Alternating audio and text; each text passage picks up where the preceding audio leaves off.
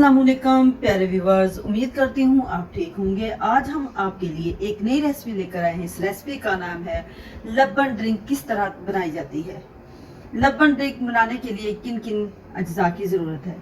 हमने एक अदद लब्बन ली, एक हमने 7 अप का लिया है, 4 से 5 अदद पुदीने की पत्तियां ली हैं हमने, 1 स्लाइस लेमन का लिया है। आइए हम इस रेसिपी की तरफ चलते हैं। एक अदद हमने गिलास लिया है। अब हम इसमें लब्बन ऐड करते हैं।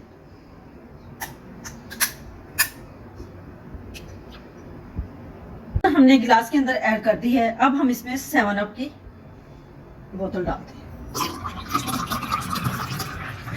हो चुकी है। हमारी वीडियो पसंद आए लाइक करना, सब्सक्राइब करना और बेल आइकन को प्रेस करना ताकि हमारी वीडियो बर वक्त आप तक पहुंचे।